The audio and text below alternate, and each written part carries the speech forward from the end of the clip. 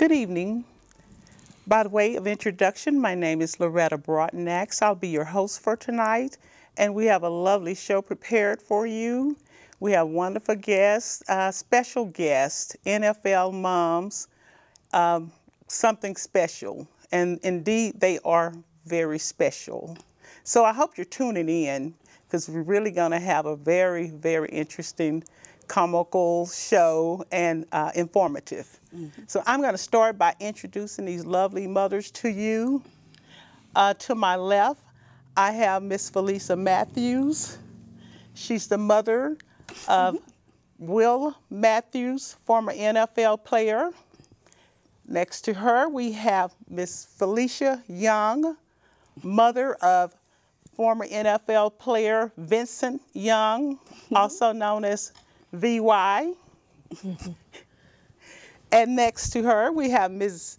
Dorothy Okung, mother of Russell Okung. He's a current active player.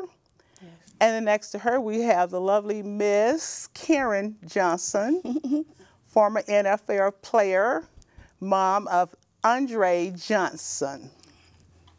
So it doesn't get any better than this, ladies. So I want to thank you for the show. Thank you for asking.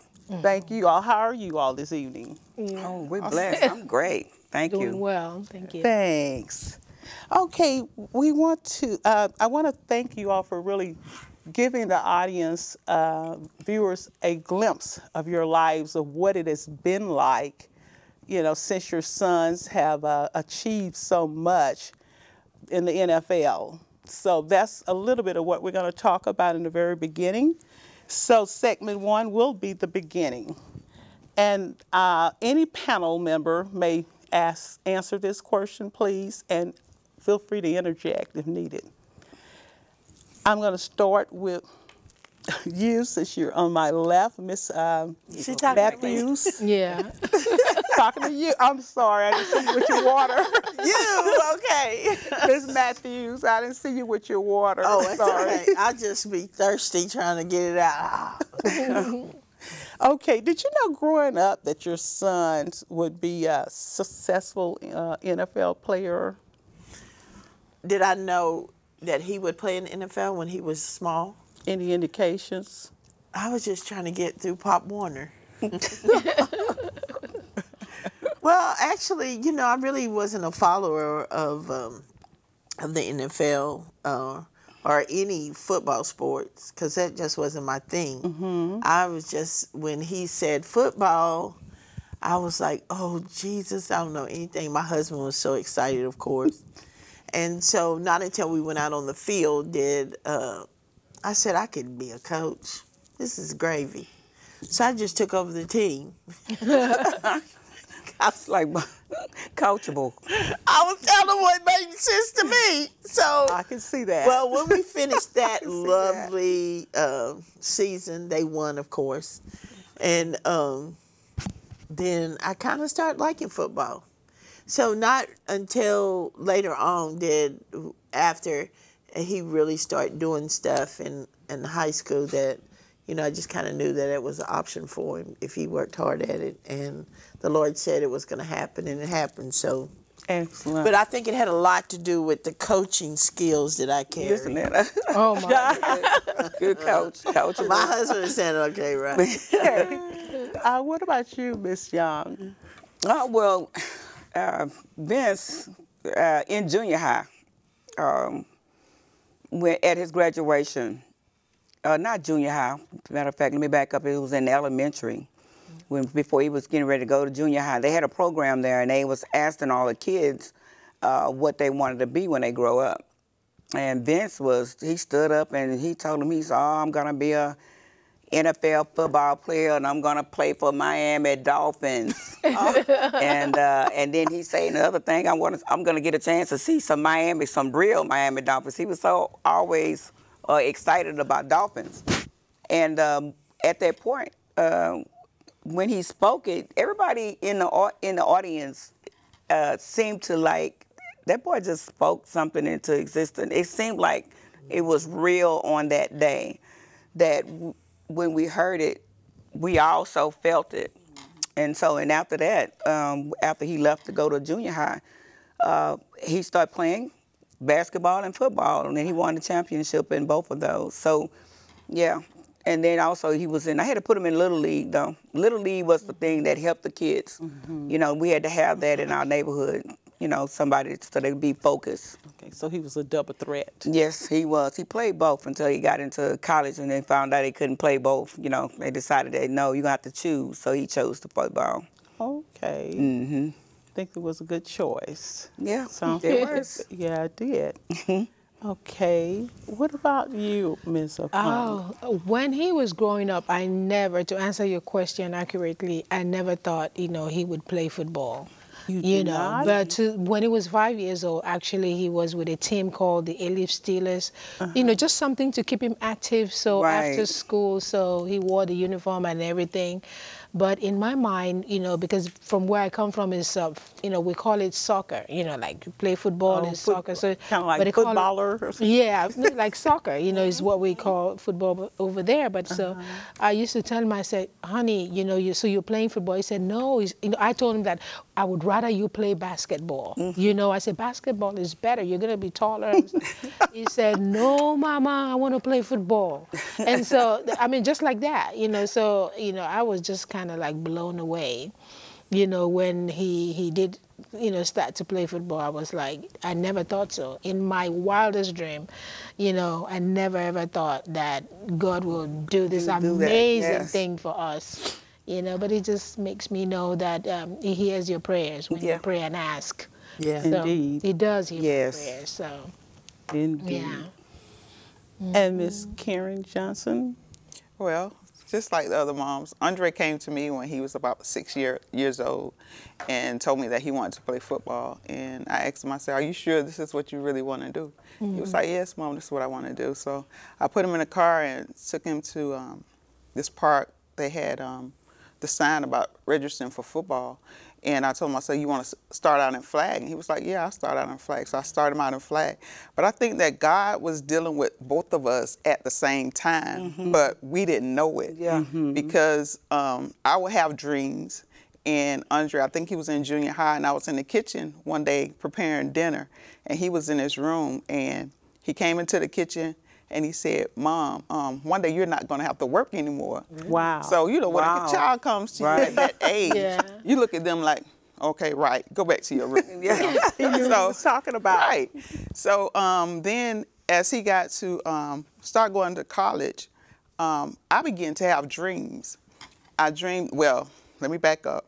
One day I came in from work again. I was in the kitchen cooking, and I only have 2 sons and me, and nobody else was in the house. But I was cooking, and I heard this voice say, go tell Andre that if he goes to the University of Miami, he'll win a national championship. Wow, girl. And I answered, and I said, okay. So I went into his room, and at that time I didn't know he was going through his letters that he received from the colleges. And I, you know, looked at him, I said, Andre, if you go to the University of Miami, you'll win a national championship. And he just looked at me, and I went back to the kitchen. So Andre went to the University of Miami, won a national championship. He Wow. became MVP in the Rose Bowl. Yes. Impressive. Then Yep. I dreamed that they went back to a national championship, but I didn't know if they won. But Andre, at the end of the game, we were in this ballroom, me and my brother, my youngest son, and Andre came, they called his name. He came to the back of the ballroom, picked me up, took me to the stage, and they had these hats on the table. One hat had a U, the other hat had a T, and I couldn't remember what the third hat was. So he gave this speech, and he picked up the hat with the T, and he put it on his head. Oh, my So I God. looked at him, I was like, you got the wrong hat, you know, because he was still at the University of Miami. So he just looked at me and smiled. So when draft time came around, and I was telling my brother about the dream, and when they did go back to another national championship, I got to say that, but they lost. If y'all watched the game between Yeah. the University of Miami and Ohio State, I y'all remember know that. University of Miami really won the game. They gave it to Ohio State. They threw the late flag. But anyway, after he put the hat on, I told my brother about the dream. And when they were going back to the national championship, we were crossing out teams, you know, trying to figure out what the T stood for. And I could never figure out the T. So in April, during the draft, the Texans chose Oh, yeah, Andre Texans. Okay, as yeah. number Yeah. Yes. 3 in the first round. So, Yeah. Wow, Texans. yeah. This Yeah, we loved it. Yeah. Yes. Yeah. Awesome. I'm very grateful to have him here so many years. Yes. Yeah. We enjoyed that. We really did. That was our go thing to watch the Yes. Texans. Yeah. To watch Andre Yeah. Johnson. Yes. Yes, it was. Yes, I'm thinking, wow, if I could catch like that. You know? So, okay. But doing all I mean, just listening to all of the things that you ladies have told me, how did you seem to manage and put all this together when you had other duties as well with your, some of you mentioned other kids and stuff? How did you bring it all together and your son still became successful? How did you deal with the other children that you had? Is that just a Goodness. typical mom? I mean, as the day goes by and all the things that we had to do, we never really thought about it. We just had to do. So, we never get up and our schedule was this. So, like Vince played football, my daughters, I had a daughter also that's a year older than him. She was in the choir, and then she was a football flag person, so she would be at the games as well. He on the field and she was on the field. The oldest daughter was much older, so she was working. But anyway, the family prepare for the football time, for games, when football is in or whatever they were doing. So to me, at the time, I never really thought about it. All we knew that we had this to do. And so, we like moms. Mom's going to get it done. Yeah. We had to get it done. We had to be at the schools. You see, we had to talk to the coaches. We had to talk to the teachers. And we had to make sure that we took time with each one of our children. There's no way in the world we could have just spent all our time doing something with Vince because Vince was rolling. But everybody had to have that, that time. I think part of it too is that the promises that you receive is greater than what is before you. Mm-hmm. So yeah, it's a lot of work. It's a lot of work, but you have to. It's just like the game. You have to get in the game. You have to get into. You have to know that this is what you have to do at this time. Mm-hmm. And then your family works together and you make them work. I mean, they work together and you have to leave nothing unturned because you don't want to lose them either. That's right. I mean, you have to take time. You may have to spend a little time later at night with one. We just have Will and Nadine, and she, she was in drama and she was in the choir, and so. But he always wanted to be in the choir with her because now he's a musician. He goes all over the place, and he was just at South by Southwest, and he had, but it just works together. You just had to work together and make it happen and make everybody's dreams come true. And you don't really realize how much you do until it's over. Exactly. When it's over, you say, man, well, we used to roll, man. We did. Now you can't even go somewhere else. Yeah. But it's just interesting how God gives you grace for what you need. Yes. Yes, He does. And it was him. Yeah, because and it's work. Really, you got to it's a stay lot of up. work. You got to make sure they okay. Yes. You got to show up when they don't want you to show up. That's right. I never missed a practice while he was at the University of Texas. I went every day and stood on that practice field and I prayed for every one of those boys. Yeah. Yes. And after it was over, I took them to lunch. To dinner every night. Yeah. Yeah. For 4.5 years. Yeah. I mean, it's stuff you have to do. You just make it happen. Get it done. Huh? Yeah. Yeah. What about the siblings? What type of inner reaction, or was there any type of rivalry with it because you had to spend a lot of time with one over the other one? I have one boy, one girl. Nicole. so Nicole is my daughter, and then of course Russell, my You didn't son. have to experience any of that. It's always been three of us, growing up, as a single parent and all that. So I had Russell and Nicole. still do. They're all grown now, But because it was always 3 of us, so we spend holidays and Thanksgiving and stuff like that together. So when he left for college, went to Oklahoma State, what we did actually was that we planned on it. Of course, I'll go to the games because then she's in college as well. We go to the games, but then we found out that we had to plan Thanksgiving, so it was something that we look forward to. Yes. Every Thanksgiving, we make sure we're in Oklahoma State. We plan it like about a week holiday, and we go to Oklahoma State and stay with him. So when he got drafted, it was something that, because just like you said about your son, he said he was going to take care of you. It was something that Russell had promised that, Mom, I'm going to take care of you and Nicole. So he knew that he had to do it. I don't know where he got the idea from, but he kept on, saying, I'm going to take care of you. And then when he was growing up, I used to call him Big Daddy because I did. Boy, huh? He was big. He was the only boy in the house. And so if his sister did something, I'll tell him. I say, Big Daddy, this is what your sister did. And he'll go talk to her. Or if I'm really upset with her, with his sister, he'll be like, what did she do? What did she do? I'm like, who is asking? He said, me. And there he was, short and standing, me. So I started calling him Big Daddy. So we were close like that.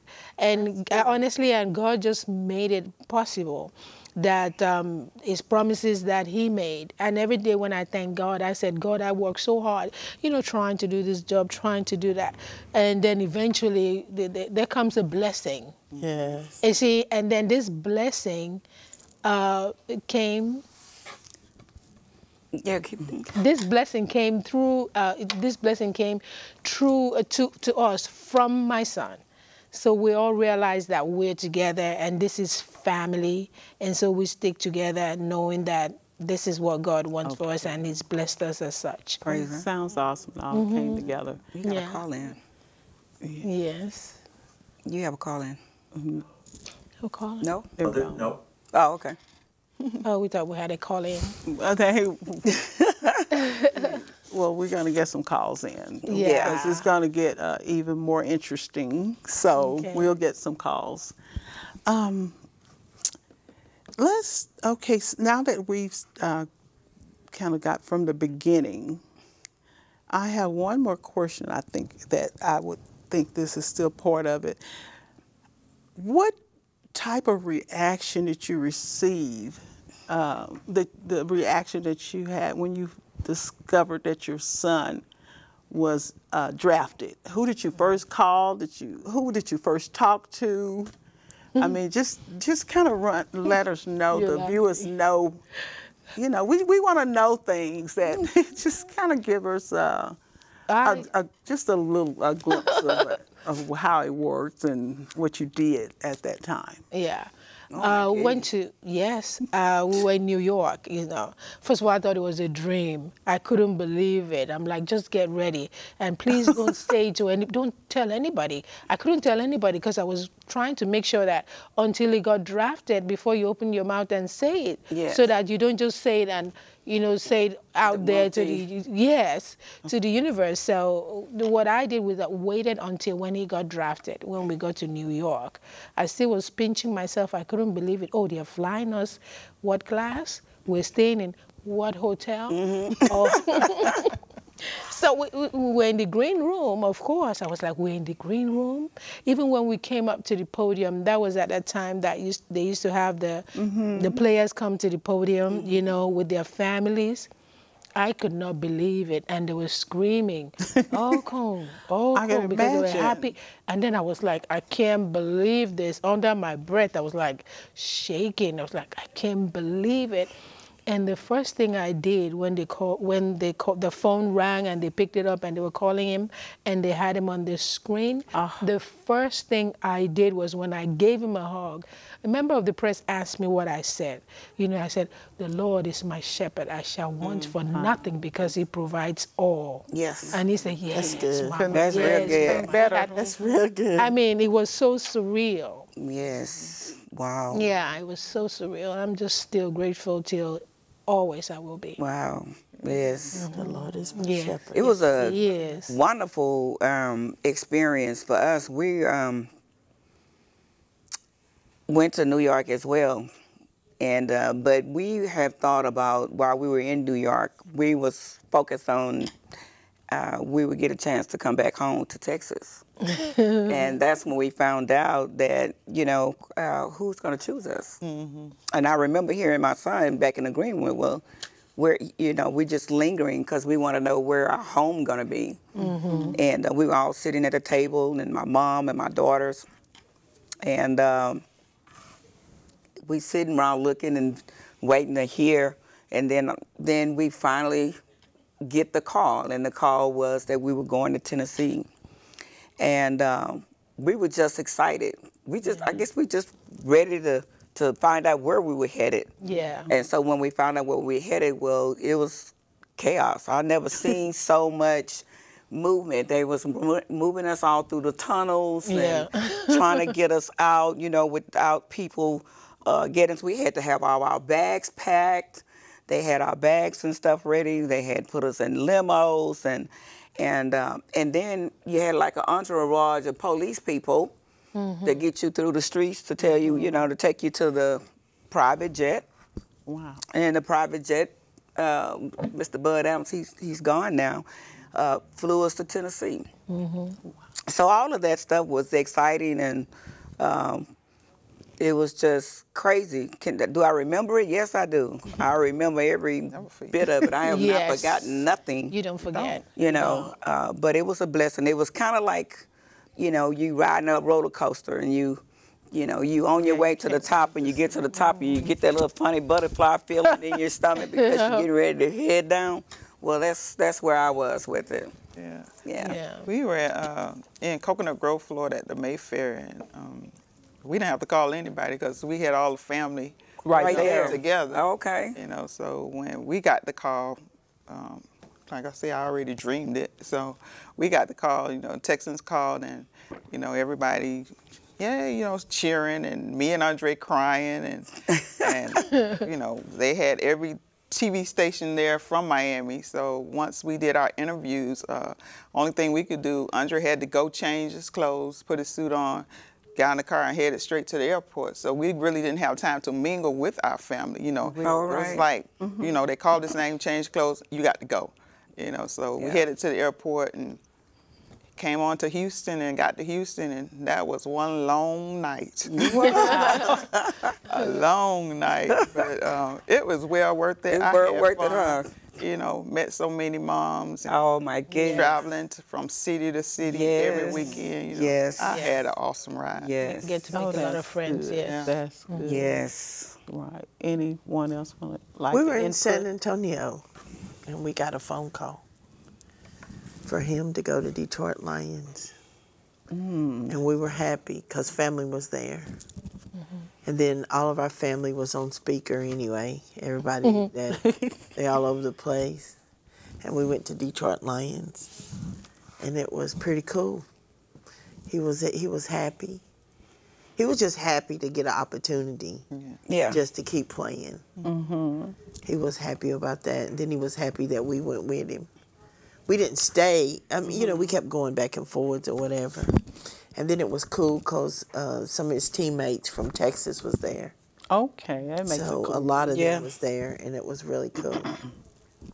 That makes it really cool. So, okay, so I'm going to assume that everybody was pretty pleased at the teams that they were chosen to go Mine to. was Seattle Seahawks. That's who we drafted, so we were there for 6 years. Oh, he went to Seattle. He was drafted the first time, to Seattle. Okay. You know.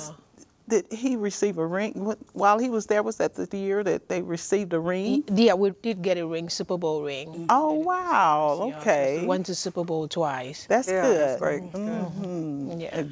That's something amazing. Okay. Okay, I'm going to ask some things now that may be, it's called midpoint, so. Okay. Shoot, girl. Okay, since you want me to shoot, I'll shoot after you. I'll shoot you first. Oh, Okay. all right. What question are you most tired of hearing or answering about Vince? Oh my goodness, that's a bunch of them. Okay, we're listening. But The yeah, viewers, one of them I wanna can say, I get tired of hearing somebody always come to me talking about Ben spent $5,000-$6,000 at the Cheesecake Factory. And I take it as a comical thing because the guys when they're together, when they teammates, they as a family, like us moms is family and parents, and we clean together and we do things for each other. The guys, they tend to, as a team, and Vince was a quarterback, for the Tennessee Titans, so he always take his whole team out. He believed in taking his whole team out. He took care of it because he was the quarterback. And that's their bonding time.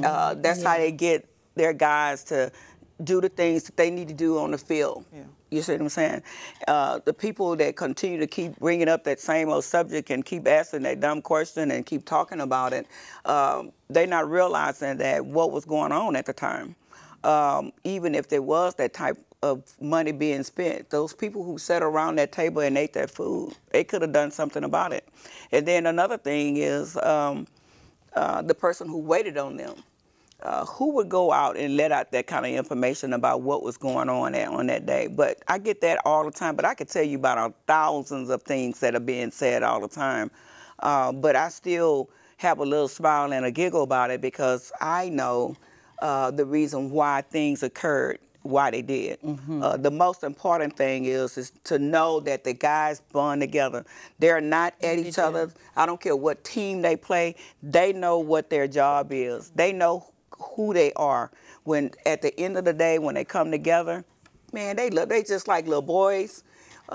They love each other. They cut for each other. They don't care if they on the ground beating up each other. They still gonna raise back up and they're gonna still be there for each other. And us moms are the same way. We are together. We know why we're here, where we're here. We kind of have the same similar stories.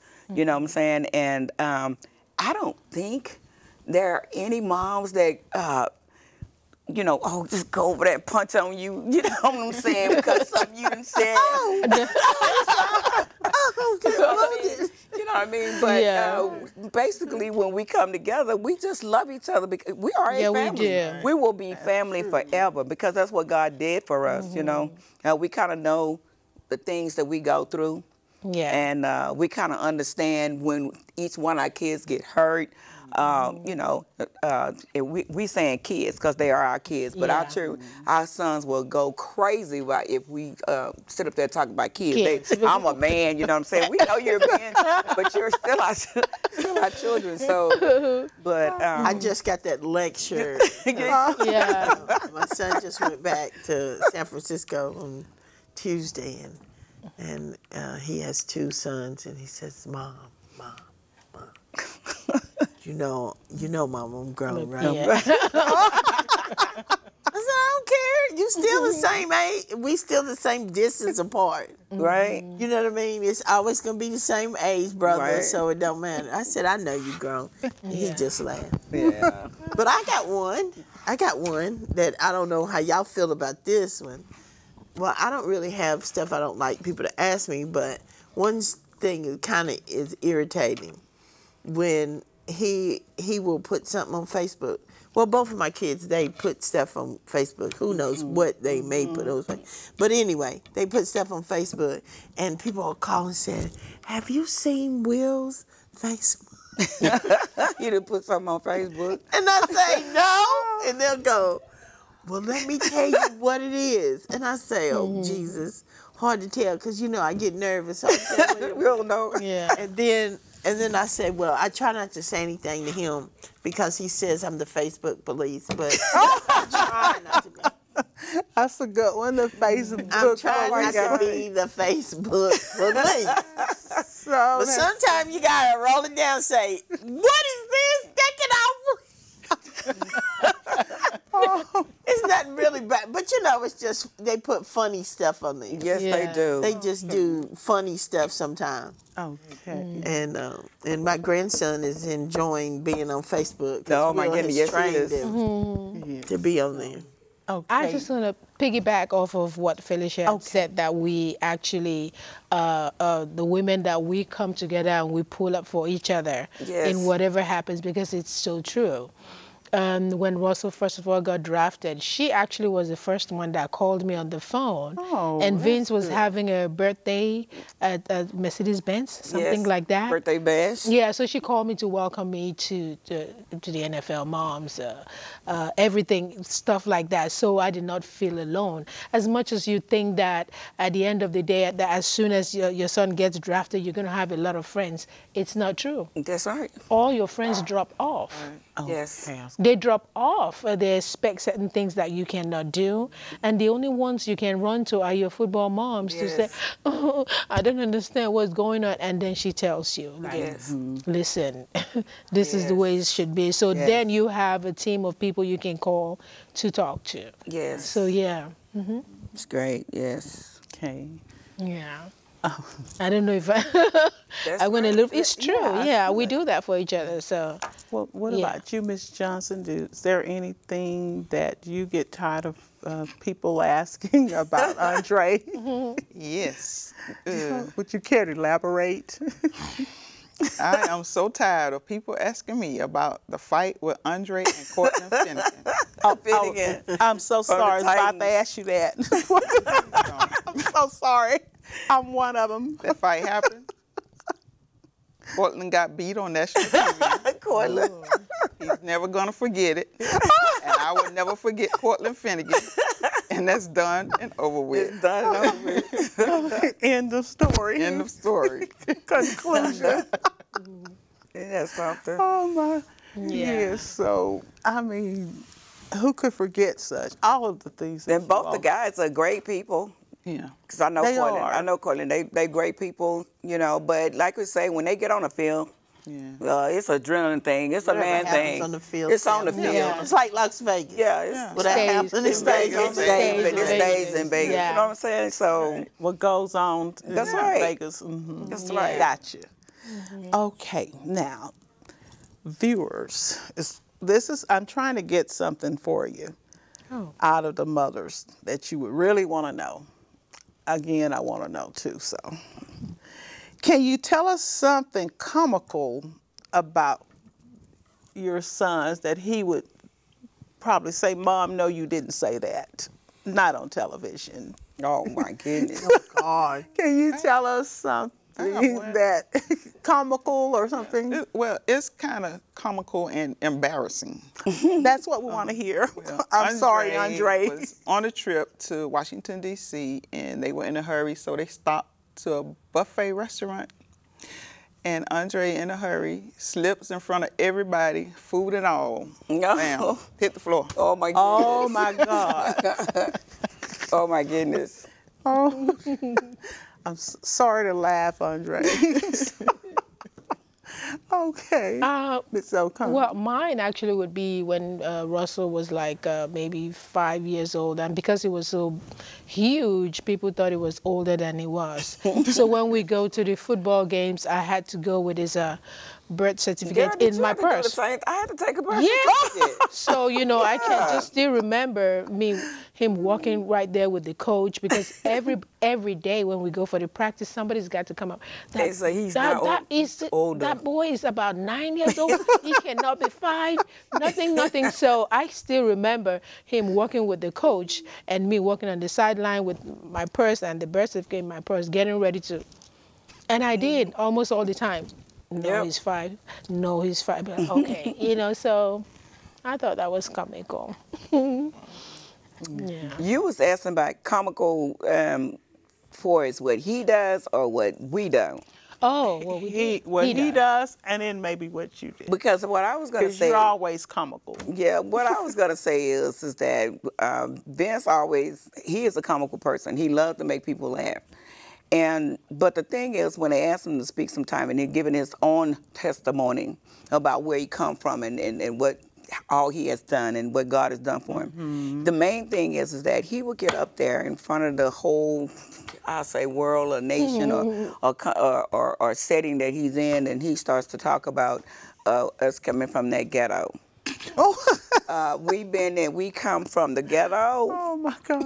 And we didn't have no water, and we didn't have, things was cut off, and I was just 7 years old, and I had to take care of my little sisters, and I had to carry a Zorka bottle of water from down the street so that I bring it to the house, warm it up, and put it in the tub so that my sisters can take a bath. Now that is comical, because I would say, boy, you is something else. I say, when are you?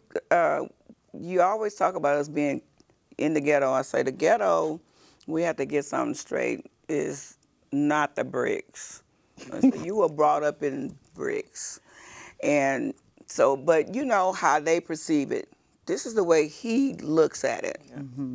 But yes, we have been through a lot of things, and that's the one thing about it. We might have went through whatever we went through at that time when he was coming up, but it taught us how to survive, and it taught us how to live. Things don't stop there. Yeah. But we have to laugh about it. My mom and I have to laugh about it because we know that that's what his perception is when he was coming up. But we understand that, yeah, you go through things, and yeah, you have things that happen to you, but it didn't stop there, because as you see where we are today. So that's the thing that I say comical, is when he gets up there and tell those little stories. And he loves that little story about that ghetto thing. It's the ghettos are not, you know where the ghetto at.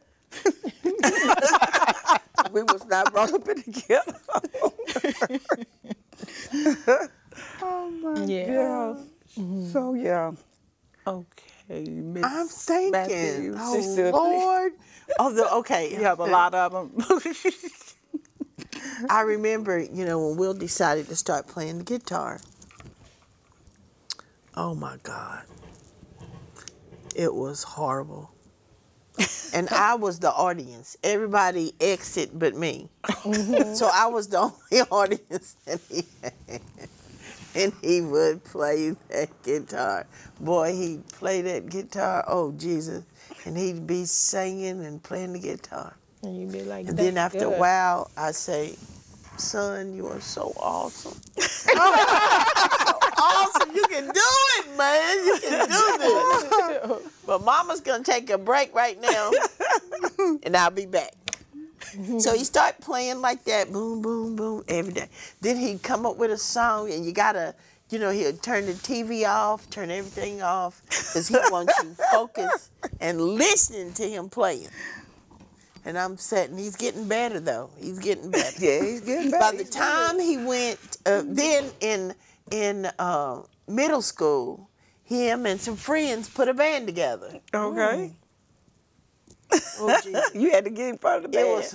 It was a rock band. Oh my goodness. And his friend played the electric guitar, and he played the acoustic. Then they had a drummer. They made the news in Austin, And oh my God. But now he plays all over the world. And he can play. And he can sing. I mean, it's awesome. He was up for first time he come out with a new song last year, and he was up for a Grammy Award. Wow. We were Multi-talented. really excited about that for the first time. He didn't make it this time, but he was considered. But that's still, and they had voted him blessing in. there. And so I think it's just an accomplishment that if you stay with something, Indeed, it is. Yeah. he can play. Now he's playing the keyboard. It's wonderful. And he's very talented. I love to hear him sing. Yeah. So that's just that's a funny story. I was tortured. That is funny. But he's good. Okay. Yeah. Anyone else have any comments? Okay. All righty. How has your son's lives impacted you You know, I mean, we've talked about all the things that you all do to help their lives, you know, stabilize them. So, what type of inspiration do they bring to you all? You know, just seeing them on the field, and just kind of tell us a little bit about that. How? I would like to say that our family came from a very small town in Virginia, in the mountains of Virginia, and you never saw, and I'm just going to be real, very seldom did African American people do something different than what we was exposed to. Mm-hmm. You didn't, it was a big deal if somebody went to the movies or something. Stuff like that was a really, really big deal. And people celebrated it because if you did it, everybody did it. Yeah. And so when the Lord told us one day that he was going to the University of Texas and he had planned to go somewhere else, and then we was in the car and I said, son, the Lord said you're going to go to the University of Texas. And the Lord moved heaven and earth for him to get there, and he got there. And as he walked on that field, I knew the hand of God had moved in our life. Mm-hmm. That sometimes, we as people, we know things is possible, right? But you don't really know things is possible for you, that you can impact people's life. You can impact people's life. And when I saw him run out of that tunnel, I was overwhelmed. Because not only did it affect his life, but it affected my life and my family's life. And I'm here because of that.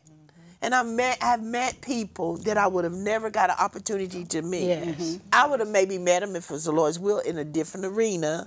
It may have taken longer or whatever, because I believe whatever God has ordained is going to come to pass, whatever way he chooses. But this way was the way that I got an opportunity every Saturday when he played and to talk to people. Over 70,000 people was my playing ground because I love people. Yeah. And I watched him when he was out there, but I really didn't care about it until he got up there because I wanted to talk to the people because these people was part of my tribe. And I was so excited about that.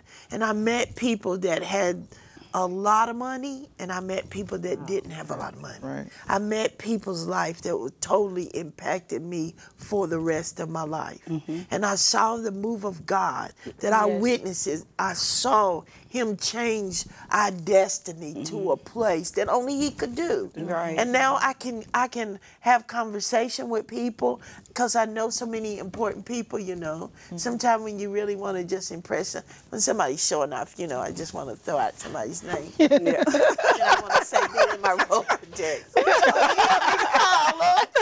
I was just with him the other day. But it's just a benefit God gives us. Yes, yes. And I don't take it lightly. My family don't take it lightly. Yeah. And I know this is just the beginning of more to come because we are changing generations. Right. It just wasn't for us, but it was for the generations to come. Right. It's for the people that is watching and say this is not possible. Right. Because of the things that we went through, it's another story, that we went through to get to the places that we went. Right. God's hand was on every point and every place. And when I see him, that's why I was committed to make sure that I did everything I could do to help him get to where he needed, because it was an order of God. It wasn't just us. It was what God had ordained us to do. Right. Yeah. And so I'm just so excited. I got sisters, I got family, I got kids, because when they ain't around, their kids are my kids. Amen. You know what I mean? That's just what it is,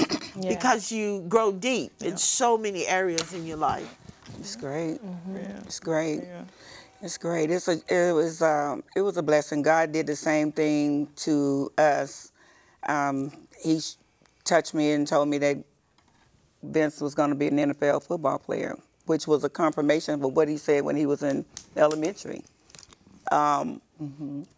Before it all happened, I had to have a life change, though. I had battled some issues, with drug addiction and certain things that was in my life, and in coming up being a single mom. I worked all the time and ripped and ran all the time, but my own time was a messed up time. And God pulled me one day, and He let me know what He was going to do, and so I had to accept that plan. In order for me to accept that plan, I had to ask Him to help me to get rid of those things, and so that happened with the twinkling of an eye. Okay. Those things were gone. I'm like 20 years now, free, drugs free, all that whole 9-yard lifestyle. So after that happened, 5 years in, our life was changed. Oh, amazing. Our life was changed. Amazing. And God did all these things for us. Elevation went as high as you want to go. Amazing. So in just knowing exactly what God had called us to do, and I said, well, okay, then you changed my life, so what would you have me to do? He said, I want you to go out and I want you to tell people exactly what I did in your life. And he said, every time you tell it, I'm going to save a soul. So today, I'm still on the battlefield of telling people that God can change your life. If you want to change your life, He can change your life. That's true. And when He pulls you to the side and give you a revelation of something going on in your life, it's time for you to get with Him. And start to follow the instructions. Follow the instructions. Lovely. Yeah. Very lovely spoken. Girl. Very lovely. Glory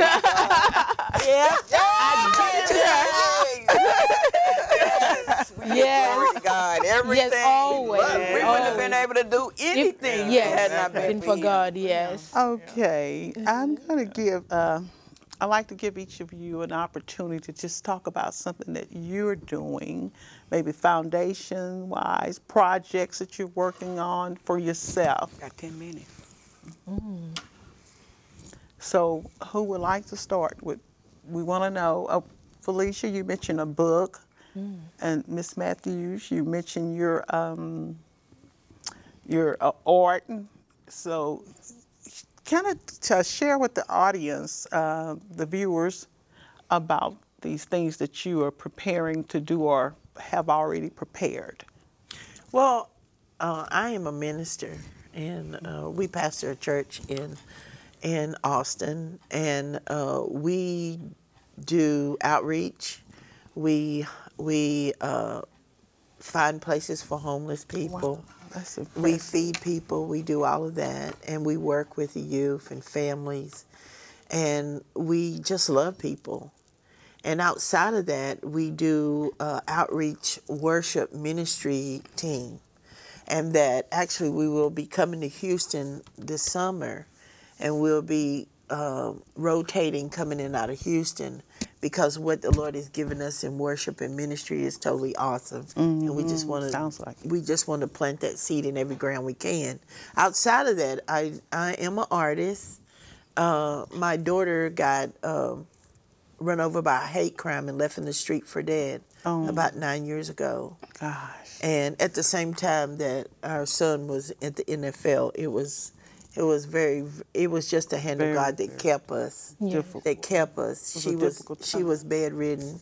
The Lord spared her life, but for the first 7 years she had emergency surgery, and she almost died. And we started doing art. So from that we do art and paintings, and the Lord just told me to do that so it would pull her mind in. So that's how I started painting. And so you can look me up if you want to.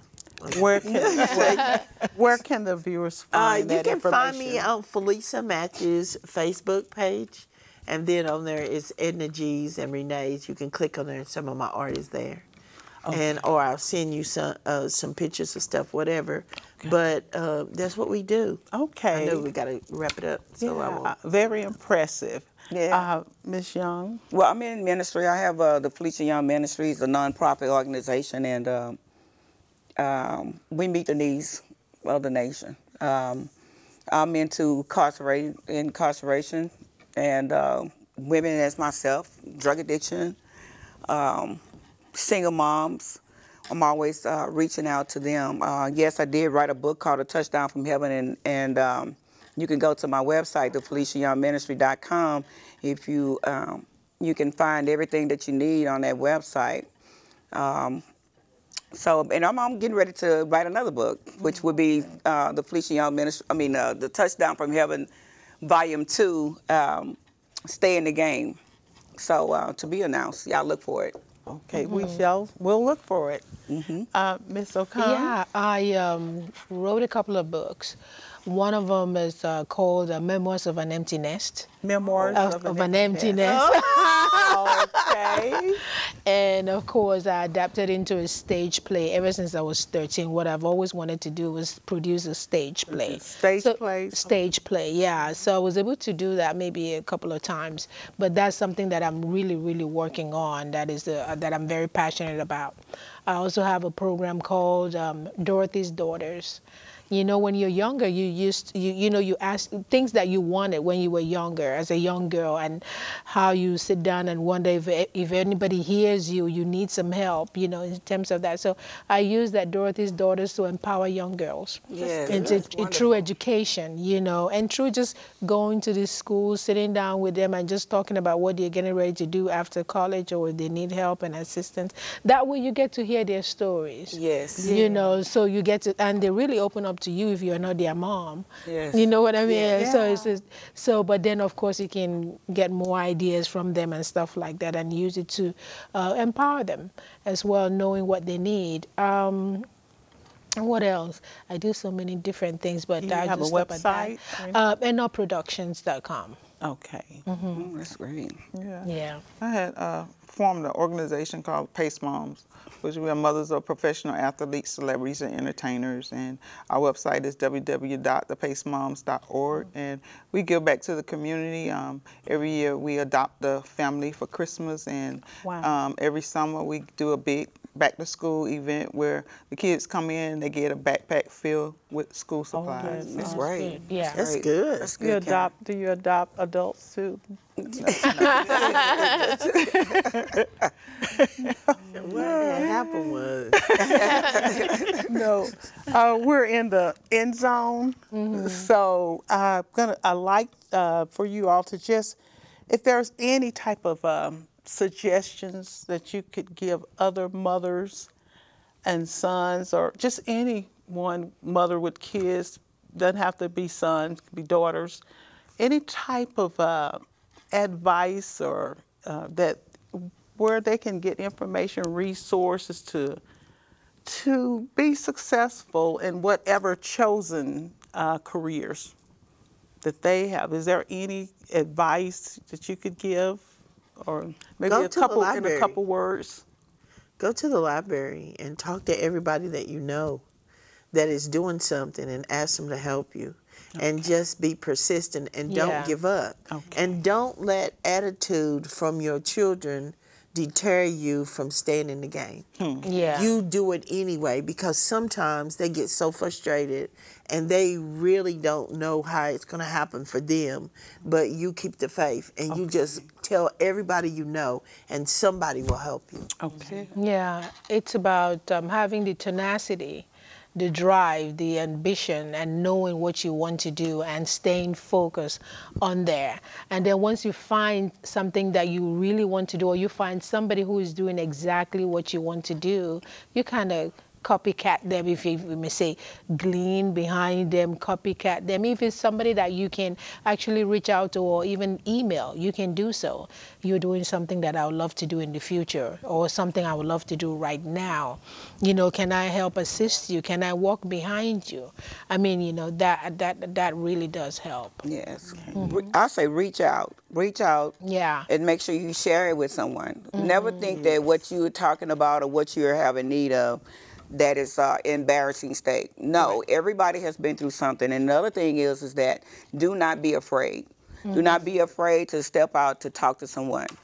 People will come just about when you're in that arena. People will come to you and you don't know who they are.